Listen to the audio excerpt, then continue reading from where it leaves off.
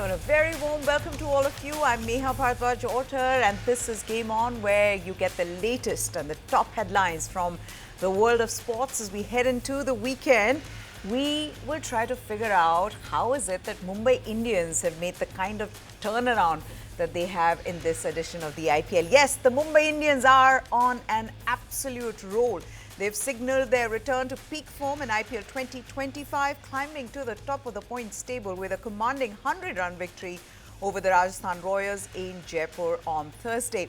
The five-time champions, who had a shaky start to the season, have now found their rhythm midway through the campaign, and with this clinical performance, they've re-established themselves as serious title contenders.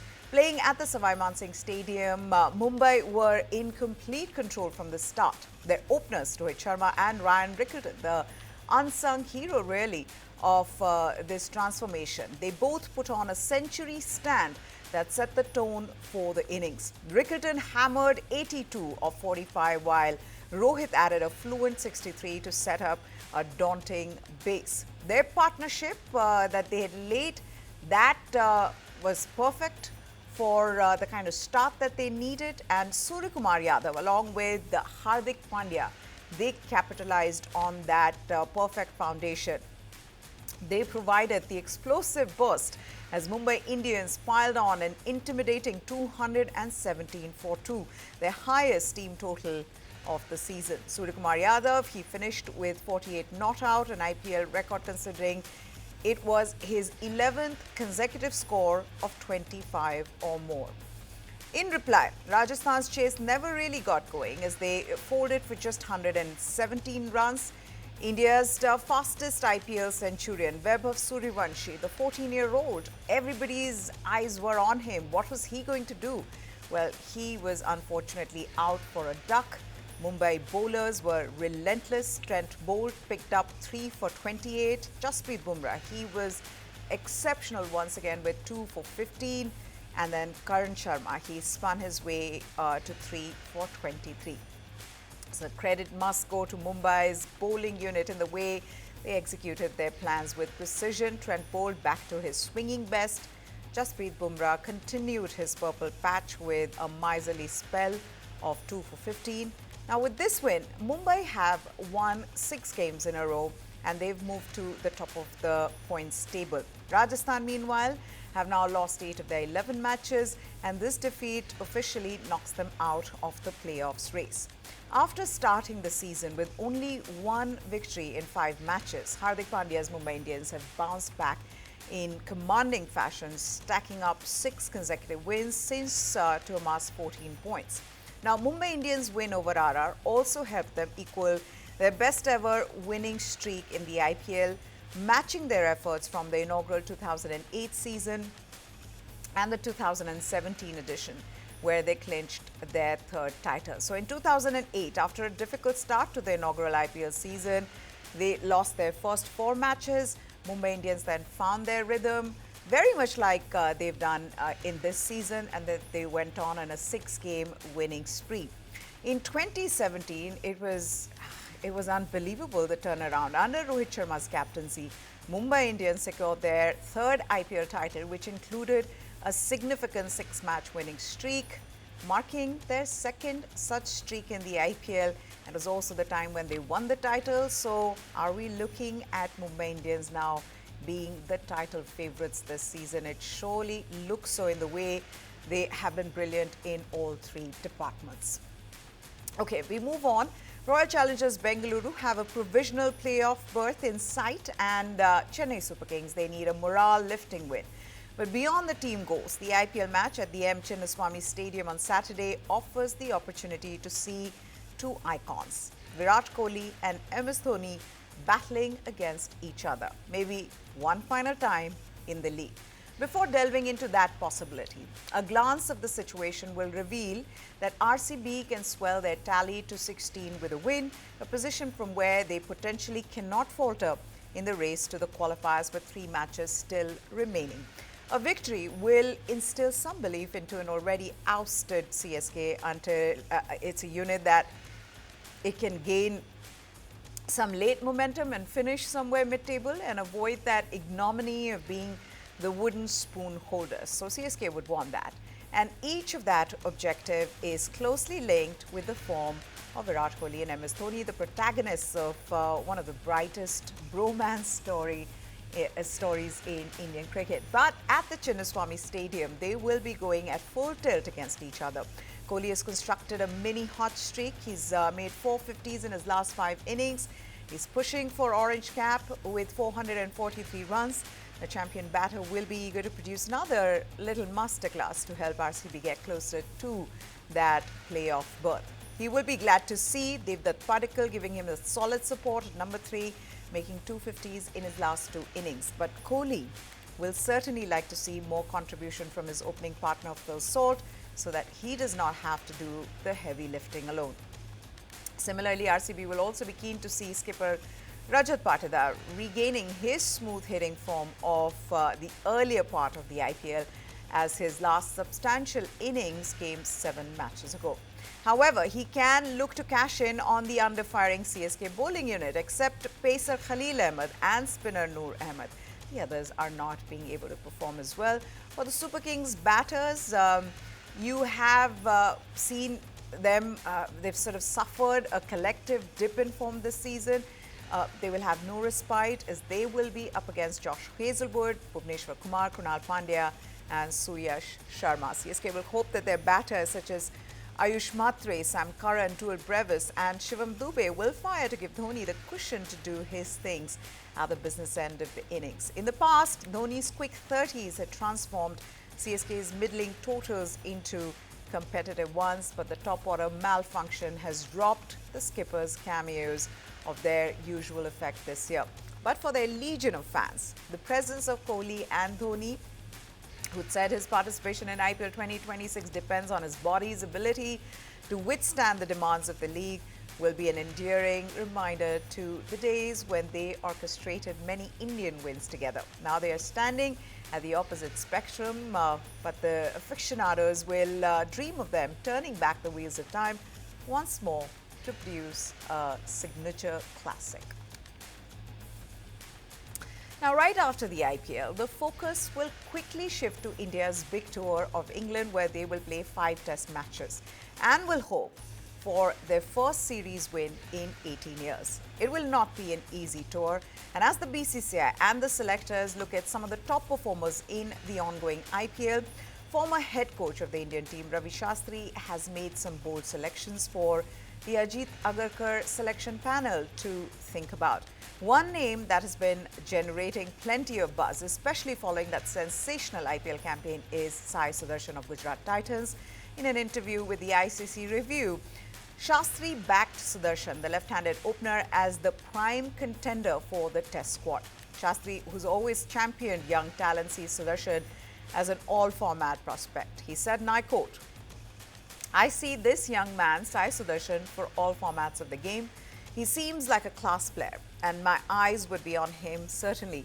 Being a left-hander in England, knowing English conditions and just his technique, the way he plays, I think he will be top of the list for me from the outsiders wanting to get into this side." Now, while his overall first-class average only reached 39.53 in 29 matches for 1,957 runs, Sai Sudarshan has actually made a fruitful appearance for Surrey in England over the last 2 years, tallying 281 runs in 5 games with a century and a half century.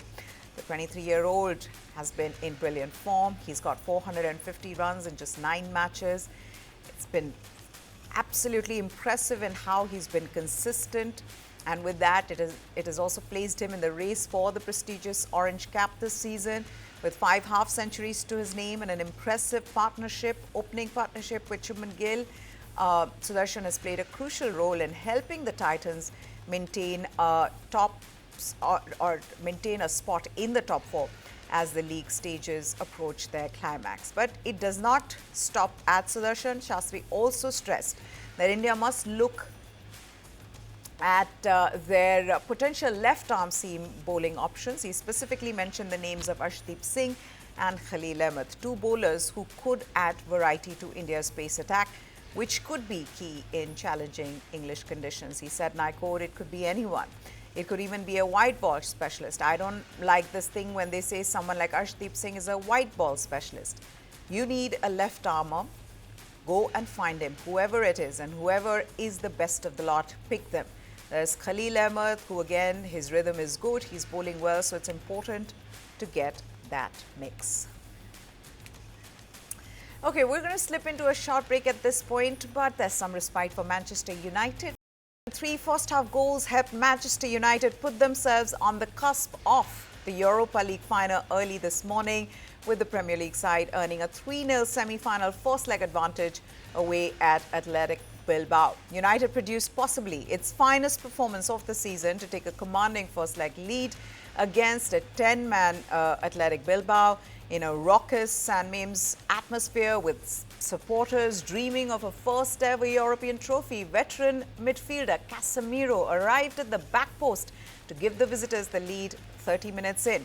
Manchester United, who are having a miserable season domestically, were given another boost 5 minutes later as Bilbao defender Daniel Vivian was sent off for fouling Rasmus Højlund in the penalty area, and Bruno Fernandes converted the resulting spot kick. The United fans, high in the top tier, were in dreamland moments later as their captain Fernandes raced through to put the seal on a victory and perhaps even the tie before the interval. Bilbao, who have the added incentive that the final will be played at their own stadium on 21st of May, could not muster a response in the second half, with depleted numbers leaving United to coast to the most unlikely first leg success. However, Athletic Bilbao boss remains optimistic.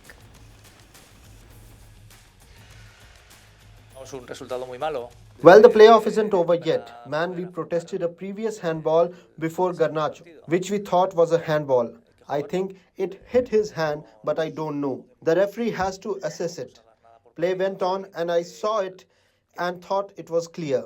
But the referee has to make the calls.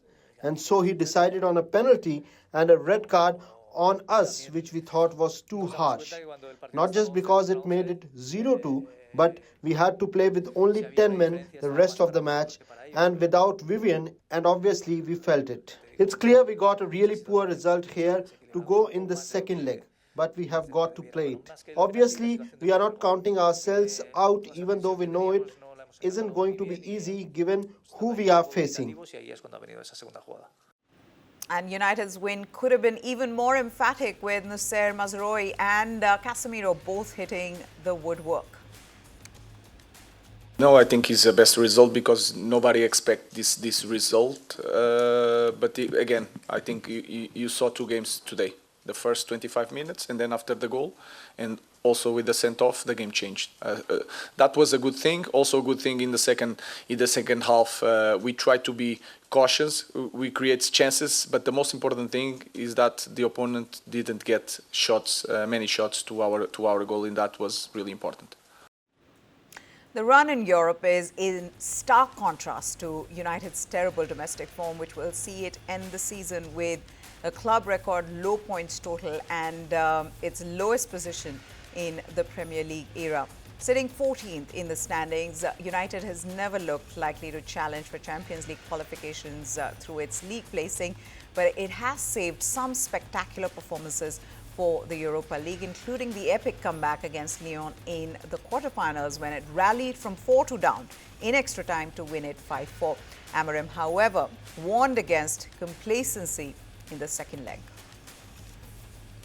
I think they have to think about the second leg, and they have to think more about the first 20 minutes than the rest of the game, because the game is going to be really tough. There is no goals away, so anything can change, and that is my message to the players. And we have to think about now for Brentford and then for the second leg. Tottenham Hotspur put aside their woeful domestic season with a 3-1 home victory against Norway's Bodo Glimt yesterday, leaving them within sight of the Europa League final. Brennan Johnson's header after 37 seconds and a clever James Maddison finish put Tottenham 2-0 ahead at the break. And then Dominic Solanke, he increased their advantage just past the hour mark. Tottenham rarely make things easy for themselves, and there was a late twist as the captain Ulrik Saltnes deflected effort that gave Bodo Glimt hope for next week's second leg, which will take place inside the Arctic Circle. Tottenham are on course for their worst Premier League season since 1993-94, with 19 defeats from 34 games, leaving them in 16th place, and manager Ange Postecoglou facing an uncertain future at the North London club. Postecoglou was widely mocked when he claimed he always wins a trophy in his second season at a club, but when his side crushed into a 3-0 lead in front of a buoyant crowd, a shot at glory in Bilbao loomed. Yeah, I think puts us in a good position. I thought the players were outstanding today. I thought our performance was everything it needed to be. Really well organised and disciplined defensively. Really calm going forward and created good opportunities for ourselves and maintaining pressure. And obviously they scored the goal late, which doesn't, I think, reflect our dominance in the game. But if we repeat that performance next week, then it'll be enough for us to get through. Saltness's late reply flattened the mood in the stadium, and injuries to Maddison and Solanke that forced them off were a worry. But Tottenham are still in a strong position. They got a dream start when Pedro Porro's cross was headed back across the area by Richarlison, and Johnson was unmarked to nod his header past Nikita Hykin. The hosts dominated, and Porro was the architect again in the 34th minute with a long diagonal pass that Maddison controlled superbly before cutting back a shot that crept in. Boda, the first Norwegian team to reach a European semi-final, finally came alive just before halftime when Ole Bloomberg volleyed narrowly over. However, Tottenham can expect a stern test of their resolve on Boda's artificial pitch next Thursday. I think the goal is really important. First of all, if you see when Tottenham conceded a goal, that was really disappointed. They lose energy, and I think Williams got a lot of energy because of the goal. If you ask me, we should go also for the second goal. But I think we can take the energy from this game into the next game. And it's totally different for us to play at home in Aspmyra. So I think still we have an opportunity here. Manchester City manager Pep Guardiola has provided an injury update on some of his key players ahead of tomorrow's Premier League clash against Wolverhampton Wanderers. City currently sit fourth in the Premier League with 61 points, trailing the league leaders Liverpool by 21 points. With just 4 matches left in the season, Guardiola will be under pressure to secure a Champions League spot for next season by securing a top 4 finish. The quality they have, the shape they play, the courage. It's no surprise. I think Wolves always had, in the last years, always have really, really good players, and now they have an incredible run. And quite similar when Newcastle came a month ago, when Aston Villa came, So, yeah, another final for us is maybe the important game that we have ahead of us. Guardiola has confirmed that Rodri and Erling Haaland are both back in training, but urged caution on the return to action for their Ballon d'Or winner, midfield powerhouse Rodri. He hasn't played since he sustained a knee injury during the 2-2 draw against Arsenal in September last year. The Euro 2024 winner subsequently underwent surgery in Madrid before setting out on his lengthy rehabilitation. The 28-year-old had been a popular presence on the CFA sidelines, watching training as well as at the match days at the Etihad, with Guardiola saying in his last press conference that he loved seeing the central warrior back amongst the group. Haaland, meanwhile, suffered an ankle injury in the 2-1 FA Cup quarter-final win over Bournemouth in March. He has missed 4 Premier League victories and a draw as well as a Wembley triumph over Nottingham Forest, which has put them in the FA Cup final. We are really pleased that Erling is back, that Rodri is back in the training sessions. So the moment the doctor he make a surgery. The moment the physio doctor said, Roddy can start to play minutes, and after that he will start to play minutes. But the doctors have to tell me. So it was a difficult injury. It was the injury the 7 months to 11 months, more or less, the doctor said. He feels really good. Every day is making sessions, but we have to avoid. We have to avoid to make a step backwards and injure again, and that's why you have to be careful. The important is one training session, another one, and every time he feels better. And when the doctor said, Brody is stable and he can start to play, and after that he's going to come back. Chelsea took a big step towards advancing to the UEFA Conference League final by beating Swedish club Djurgården 4-1 in the first leg of their semi-final. Nicholas Johnson struck twice, 6 minutes apart in the second half after Jadon Sancho and Noni Madueke netted in the first half for Chelsea to take control ahead of the second leg at Stamford Bridge. Enzo Fernandez sent a precise floating cross from the right for unmarked Sancho to give Chelsea a 1-0 lead in the 13th minute. Madueke then doubled the advantage 2 minutes before halftime, with Fernandes again providing the final pass. Jackson only needed to score into an empty net after a defensive blunder in the 59th for his first before hitting the roof of the net from the edge of the area to make it 4-0. Isaac Alemahu scored a consolation goal for the hosts, but in the end, Chelsea the winners. With that, it's a wrap on Game On. Hope you enjoyed it. Hope you have a wonderful weekend. Goodbye. Thanks for watching.